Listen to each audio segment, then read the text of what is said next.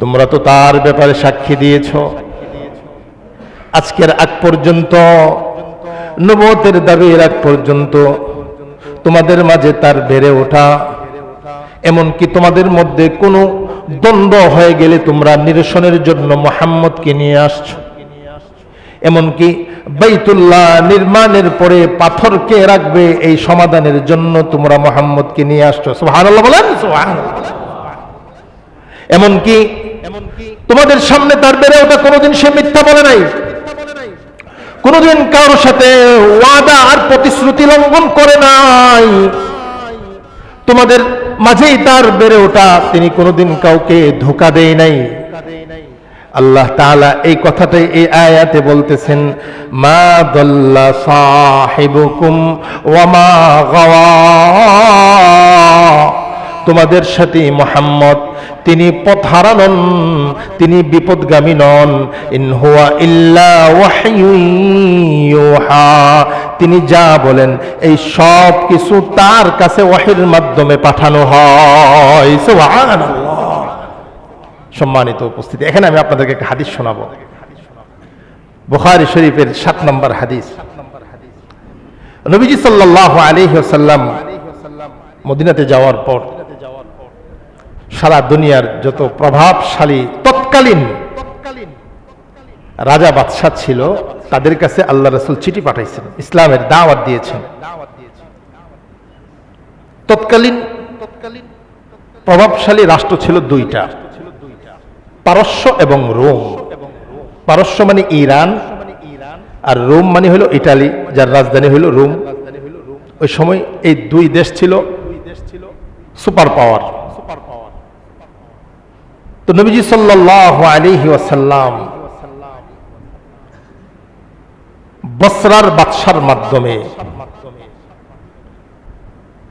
রোমের যিনি রাজা ছিলেন, হিরাক্লিস ইংরেজিতে বলে, আরবিতে হইল হিরাক্ল, আর রোম সম্রাটের উপাধি হলো কাইসার,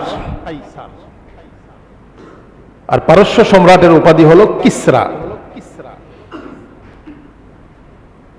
মক্কাতে থাকা অবস্থায়ও যখন ইরান এবং রোম তাদের মাঝে কোনো যুদ্ধ হইতো, তখন স্বাভাবিকভাবেই যেহেতু ইরানের অধিবাসীরা মূর্তি পূজক ছিল, এজন্য কাফেররা চাইতো যে ইরান বিজয় লাভ করুক।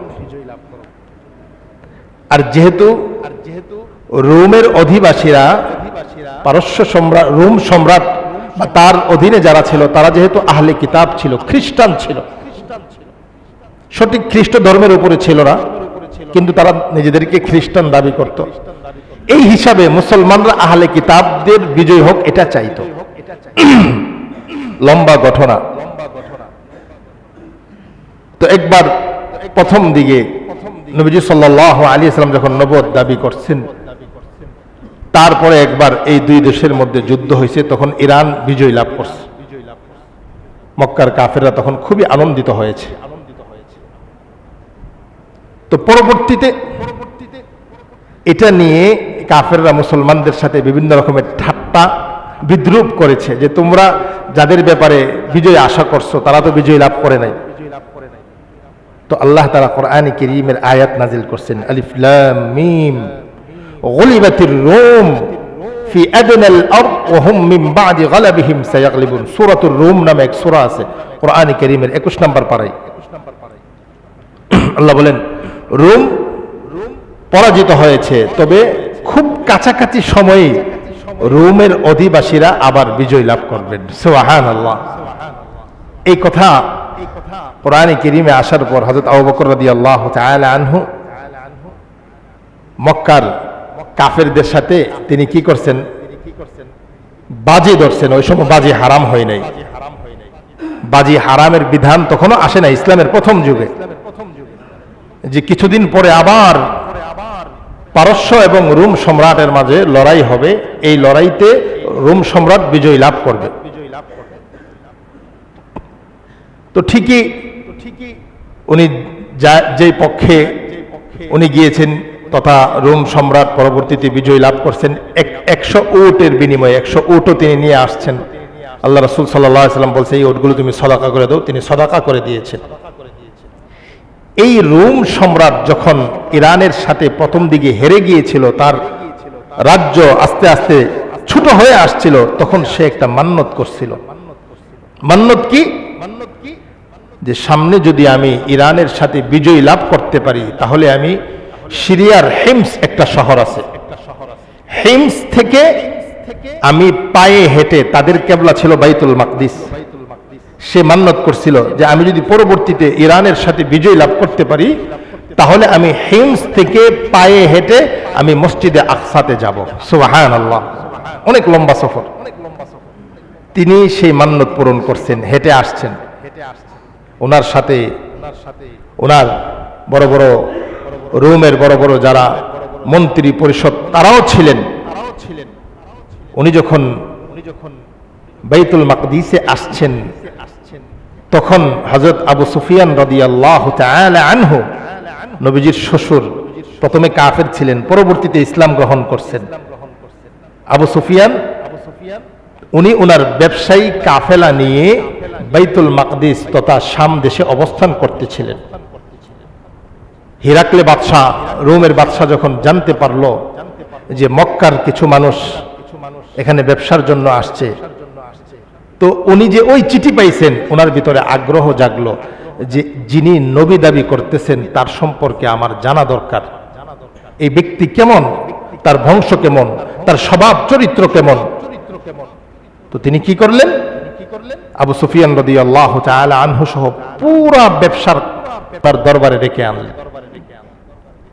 আনার পরে উনি জিজ্ঞেস করতেছেন, তোমাদের মাঝে সবচাইতে বেশি বংশের দিক দিয়ে ওই ব্যক্তির কাছে কে, যে নিজেকে নবী দাবি করছে?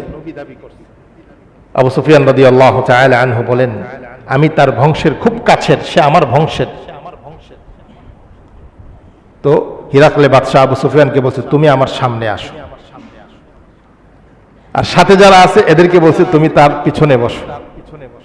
আর বলতেছে, তাকে আমি যে প্রশ্ন করব, সে যদি মিথ্যা বলে, তোমরা যারা পিছনে বসছো তোমরা তাকে এই মিথ্যা শুধরিয়ে দিবে। সে যেন সত্য বলে, এই জন্য তোমরা তার পিছনে বসে থাকবে। সে মিথ্যা বললে তোমরা প্রতিবাদ করবে, আর সত্য বললে তোমরা সম্মতি দিবে। সুবহানাল্লাহ। ঠিক আছে। আবু সুফিয়ান বলেন, বুখারী শরীফের 7 নম্বর হাদিস, লম্বা হাদিস। আবু সুফিয়ান বলেন, তিনি আমাকে প্রায় 10টার মতো প্রশ্ন করছে। আমার দিলে দিলে ছিল, যেহেতু আমরা মক্কাবাসীর সাথে মুহাম্মদের দূরত্ব, বাপদাদার ধর্ম ছেড়ে সে আরেক ধর্মের দাওয়াত দিতেছে, তাওহীদের, আর আমরা মূর্তি পূজক। আমার দিলে দিলে ছিল যে এখন তার বিরুদ্ধে মিথ্যা বললে কূটনীতিকভাবে আমরা অনেক উপকৃত হব। রোম সম্রাটও, আমরা যে তার বিরোধিতা করি, তো রোম সম্রাটও তার বিরোধিতা করবে। কিন্তু আমার দিলে আর একটা ভয় ছিল, আমার পিছনে যারা বসা আছে এরা তো আমাকে মিথ্যুক বলবে, যে তুমি মুহাম্মদ সম্পর্কে মিথ্যা বলছো, সারা জীবন আমাকে তারা মিথ্যুক বলবে। এই মিথ্যা ভয়ে আমি সত্য যা মুহাম্মদের গুণাবলী সব আমি হিরাকলে বাদশার সামনে বলে দিয়েছি। সুবহানাল্লাহ। আবু সুফিয়ান বলেন, কানা আউয়ালু মা সাআলানি আনহু আন ক্বাল কাইফা নাসাবুহু কুলতু হুয়া ফীনা যু নাসাব। হিরাকলে বাদশা যতগুলো প্রশ্ন করছে, তার প্রথম প্রশ্ন ছিল, তিনি আমাকে প্রথম প্রশ্ন করছে, যেই ব্যক্তি নবী দাবি করছে, তুমি আমাকে বলো তার বংশ কেমন, সে কি সাধারণ বংশের নাকি উঁচু বংশের? আবু সুফিয়ান বলে, এই মুহাম্মদ যেই বংশে আগমন করছে এটা আরবের সবচাইতে শ্রেষ্ঠ বংশ। তারপরে তিনি আমাকে আরেকটা প্রশ্ন করছে, هل قال منكم أحد هذا القبل هذا القول قبله قط? তুমি আমাকে বলো, এই যে মুহাম্মদ নবী দাবি করছে, তার বংশের কেউ কি ইতিপূর্বে নবী দাবি করছে কিনা? আবু সুফিয়ান বলেন, না, তার বংশের কেউ আজ পর্যন্ত নবী দাবি করে নাই। আবার প্রশ্ন করলেন, হাল কানা মিন আবাইহি মিন মালিকিন, তুমি আমাকে বলো তার বংশের কেউ কি রাজা বাদশাহ ছিল নাকি? আবু সুফিয়ান বলে, আমি বললাম না, তার বংশের কেউ রাজা বাদশাহও ছিল না। আবার আমাকে প্রশ্ন করলো, আশরাফুন নাস ইয়াত্তাবিউহু আম দুআফাউহুম, তুমি আমাকে বলো সে নবী দাবি করার পরে তাকে যারা অনুসরণ করতেছে তারা কি সবল না দুর্বল? দুর্বল মানুষরা তাকে বেশি অনুসরণ করতেছে নাকি সবল মানুষরা? আবু সুফিয়ান বলে, তাকে যারা অনুসরণ করতেছে তাদের সাধারণ মানুষই বেশি। সুবহানাল্লাহ। আরেকটা প্রশ্ন করছে, তুমি আমাকে বলো যারা এই মুহাম্মদের অনুসরণ করতেছে তারা কি দিন দিন কমতেছে না বাড়তেছে? সুবহানাল্লাহ বলেন না, সুবহানাল্লাহ। আবু সুফিয়ান বলে, বালহুম ইয়াজিদুন, দিন যত যাচ্ছে মুহাম্মদের অনুসারী তত বাড়তেছে। আবার প্রশ্ন করলো, হাল ইয়ারতাদ্দু আহাদুম মিনহুম সাখতাতান লিদীনিহি বা'দা আন ইয়াদখুলা ফীহি, এই তুমি আমাকে বলো তার ধর্মে যারা অনুসরণ করে, তার ধর্ম গ্রহণ করছে, ইসলাম গ্রহণ করার পরে আবার ইসলামকে অপছন্দ মনে করে কেউ ইসলাম থেকে ফিরে গেছে, এমন কেউ আছে কিনা? আবু সুফিয়ান বলেন, না, ইসলাম গ্রহণ করার পরে ইসলামকে অপছন্দ করে কেউ ইসলাম থেকে মুখ ফিরিয়ে নেয়নি। সুবহানাল্লাহ। আবার প্রশ্ন করলেন, আচ্ছা তুমি বলো, হাল কুনতুম তাত্তাহিমুনাহু বিল কিয ক্বাবলা আন ক্বালা মা ক্বাল, তুমি আমাকে বলো মুহাম্মদ নবী দাবি করার পূর্বে তোমরা আরবের মানুষ কোনদিন তাকে মিথ্যা প্রতিপন্ন করেছো কিনা? মিথ্যার অভিযোগ তার দিকে করেছো কিনা? আবু সুফিয়ান বলেন, না না, সে নবী দাবি করার পূর্বে তাকে মক্কার কেউ কোনদিন মৃত্যুক বলার সাহস পাই নাই। সুবহানাল্লাহ।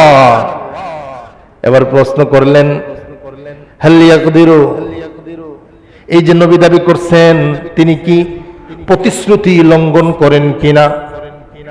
আবু সুফিয়ান বলেন, না, তিনি কোনো প্রতিশ্রুতি লঙ্ঘন করেন না। আবার তাকে প্রশ্ন করা হলো যে তোমাদের কি তার সাথে যুদ্ধ বিগ্রহ হয় কিনা? আবু সুফিয়ান বলে, হ্যাঁ, আমাদের তার সাথে যুদ্ধ হয়, কিন্তু যুদ্ধের মাঝে কখনো আমরা বিজয় লাভ করি, কখনো সে বিজয় লাভ করে। শুধু হিরাকলে বাদশাহ প্রশ্নগুলো করতেছে, প্রশ্নের পরে আবার নিজে প্রত্যেকটা প্রশ্নের উত্তর দিবেন। সুবহানাল্লাহ। আবার প্রশ্ন করতেছে, আচ্ছা বলো, এই যে মুহাম্মদ আগমন করছে তিনি তোমাদেরকে কি আদেশ দেন? আবু সুফিয়ান বলেন, তিনি আমাদেরকে আদেশ দেন, উবুদুল্লাহ ওয়াহদা লা তুশরিকু বিহি শাইআ ওয়াতরুকু মা ইয়াকুলু আবাউকুম। এই মুহাম্মদ আমাদেরকে আদেশ দেয় আমরা যেন এক আল্লাহর ইবাদত করি, আল্লাহর সাথে যেন কাউকে শরীক না করি, এবং আমরা যেন মূর্তি পূজা ছেড়ে দেই, এগুলোর মুহাম্মদ আমাদেরকে আদেশ দেয়। সুবহানাল্লাহ। আবার প্রশ্ন করতেছে, আর কি কি আদেশ দেই? আবু সুফিয়ান বলতেছে, ইয়ামুরুনা বিসসালাহ ওয়াস-সিদকি ওয়াল আফাফি ওয়াস-সিলাহ। আবু সুফিয়ান বলেন, মুহাম্মদ সাল্লাল্লাহু আলাইহি ওয়াসাল্লাম আমাদেরকে নামাজের আদেশ দেন, আমাদেরকে সদা সর্বদা সত্য কথা সত্যের পক্ষে যাওয়ার আদেশ দেন। সুবহানাল্লাহ। আমাদেরকে পবিত্রতার আদেশ দেন, আমাদেরকে আত্মীয়তা সম্পর্ক বজিয়ে রাখার আদেশ দেন। এই সবগুলো প্রশ্ন হিরাকলে বাদশাহ আবু সুফিয়ানকে করছে। আবু সুফিয়ান যা যা বলার সবগুলো সত্য বলছেন। এবার হিরাকলে বাদশাহ দুবাসীর মাধ্যমে তাকে বলতেছে, আমি তোমাকে প্রশ্ন করছি, যিনি নবুয়ত দাবি করছেন তার বংশ কেমন? তুমি বলছো শ্রেষ্ঠ বংশ। ফাকাযালিকার রাসূল তুবাসু ফি নাসাবি কওমিহা। হিরাকলে বাদশাহ বলেন, হ্যাঁ, আল্লাহ যাদেরকে নবী বানায়া পাঠান তারা দুনিয়ার সবচাইতে শ্রেষ্ঠ বংশে প্রেরিত হয়। সুবহানাল্লাহ। আবার বলতেছেন আমি তোমাকে প্রশ্ন করছিলাম যে তার বংশের কেউ ইতিপূর্বে নবুয়তের দাবি করছে কিনা, তুমি বলছো না, দাবি করে নাই। মনে রাখো, শুনে রাখো, আমি বলি যদি তার বংশের কেউ পিছনে দাবি করত তাহলে এটা বলা যেতে পারত যে সে পিছনের তার বংশের কোনো একজনের অনুসরণ করতেছে। যেহেতু পিছনের কেউ দাবি করে নাই, মানে উনি হলেন সত্য নবী। সুবহানাল্লাহ। আবার প্রশ্ন করে বলতেছেন আমি কিন্তু তোমাকে প্রশ্ন করছিলাম তার বংশের কেউ রাজা বাদশা ছিল কিনা, তুমি বলছো না, তার বংশের কেউ রাজা বাদশা ছিল না। আমি বলবো যদি তার বংশের কেউ রাজা বাদশা থাকতো তাহলে সে তার বংশের ওই রাজত্ব ফিরে চাওয়ার জন্য সে আবার বাদশা হওয়ার দাবি করছে, কিন্তু তার বংশের পূর্বের কেউ বাদশা ছিল না, মানে তিনি যা দাবি করতেছেন তিনি আল্লাহর রাসূল, এটাই সত্য। সুবহানাল্লাহ। আবার বলতেছেন আমি তোমাকে জিজ্ঞেস করছি তাকে যারা অনুসরণ করে তারা কি দুর্বল নাকি সবল, তুমি বলছো যে তারা দুর্বল। বাদশা বলেন ওহুম আতবাউর রাসূল, নবীদেরকে যারা অনুসরণ করেন তাদের মধ্যে অধিকাংশই দুর্বল মানুষ, তারা নবীদেরকে অনুসরণ করেছেন। সুবহানাল্লাহ। আবার বলতেছেন যে আমি কিন্তু তোমাকে আরেকটা প্রশ্ন করেছিলাম যে ওনাকে যারা অনুসরণ করতেছে তাদের সংখ্যা দিনে দিনে বাড়তেছে না কমতেছে, তুমি বলছো তাদের সংখ্যা দিনে দিনে বাড়তেছে। হ্যাঁ, ইমানের ব্যাপার তো এটাই, ইমানের সংখ্যা, ইমান পূর্ণ হওয়া পর্যন্ত ইমান ওয়ালাদের সংখ্যা বাড়তেই থাকবে। সুবহানাল্লাহ। আবার তিনি বলতেছেন আমি কিন্তু তোমাকে আরেকটা প্রশ্ন করেছিলাম, সেই প্রশ্নটা কি যে ইসলাম গ্রহণ করার পরে কেউ কি ইসলাম থেকে মুখ ফিরিয়ে নেই কিনা, তুমি বলছো না, কেউ ইসলাম থেকে মুখ ফিরিয়ে নেই না। এটাই ইমানের ব্যাপার। ইমান যার হৃদয়ে ঢুকে যায়, ইমানের সজীবতা যার হৃদয়কে স্পর্শ করে, এই হৃদয়ওয়ালা এই ব্যক্তি কোনোদিন ইমান থেকে মুখ ফিরিয়ে নেই না। সুবহানাল্লাহ। আবার তিনি বলতেছেন আমি কিন্তু তোমাকে প্রশ্ন করেছিলাম যে এমন কেউ যে উনি কি কোনোদিন কারোর সাথে প্রতিশ্রুতি লঙ্ঘন করেছেন কিনা, তুমি বলছো না, নবীগণ এমনই হয়ে থাকেন, নবীগণ কোনোদিন কারোর সাথে প্রতিশ্রুতি লঙ্ঘন করেন না। আমি কিন্তু তোমাকে আরেকটা প্রশ্ন করেছিলাম যে উনি জিন্দেগিতে কোনোদিন মিথ্যা কথা বলছেন কিনা, তুমি বলছো না, উনি কোনোদিন মিথ্যা কথা বলেন নাই। হ্যাঁ, নবীগণ এমনই, নবীগণ তারা চিরজীবন সত্য কথা বলে গেছেন। সুবহানাল্লাহ। আমি কিন্তু তোমাকে জিজ্ঞেস করেছিলাম যে তিনি তোমাদেরকে কি আদেশ দেন, তুমি বলছো যে উনি তোমাদেরকে আদেশ দেন এক আল্লাহর দিকে, তিনি তোমাদেরকে আদেশ দেন মূর্তি পূজা ছেড়ে দেওয়ার জন্য, তিনি তোমাদেরকে আদেশ দেন যেন তোমরা নামাজ আদায় করো, সত্য কথা বলো, সত্যের পক্ষে যাও, সত্যের পক্ষে দাঁড়াও। তিনি তোমাদেরকে আদেশ দেন তোমরা যেন পবিত্রতার জিন্দেগি অবলম্বন করো, গুনাহ না করো, অন্যায় না করো, জুলুম না করো। তিনি তোমাদেরকে আদেশ দেন তোমরা যেন আত্মীয়তা সম্পর্ক বজায় রাখো। শুনো, ফাইন কানা হাক্কান মা তাকুল, তুমি যা বলছো এইগুলো যদি সত্য হয়ে থাকে, ফাসায়ামলিকু মাউদিআ কাদামাইয়া হাতাইন, তাহলে শুনে রাখো অচিরেই আমি আজকে যেখানে আছি এই জায়গার মালিকও মুহাম্মদ হয়ে যাবে। সুবহানাল্লাহ। এই জায়গার মালিকও মুহাম্মদ হয়ে যাবে, মানে তার ইসলাম, তার দ্বীন এই পর্যন্ত আসবে, এই মসজিদে আকসাতে তার দ্বীন এসে যাবে, তার খলিফাদের রাজত্ব এখানেও প্রতিষ্ঠিত হবে। সুবহানাল্লাহ। সম্মানিত উপস্থিতি, এই হাদিস পুরাই বিবরণ শোনার পরে, বিস্তারিত আলোচনা শোনার পরে হিরাকলে বাদশা বলতেছে আমি জানতাম তিনি আগমন করবেন, শেষ নবী আসবেন, কিন্তু তোমাদের মাঝে আসবে এটা আমি জানতাম না। আমার যদি তার কাছে যাওয়া সম্ভব হইতো, আমি যদি তার কাছে পৌঁছতে পারতাম, তাহলে আমি তার সাথে সাক্ষাৎ করার জন্য যত রকমের কষ্ট সহ্য করা দরকার, সব কষ্ট আমি সহ্য করতাম। সুবহানাল্লাহ। আরো বলতেছে ওয়ালাউ কুনতু ইনদাহু লাগাসালতু আন কাদামাই, আমি যদি এখন তার কাছে থাকতাম তাহলে আমি তার দুইটা পা মোবারককে আমি নিজ হাতে পানি দিয়ে ধৌত করে দিতাম। লম্বা এই বিবরণ।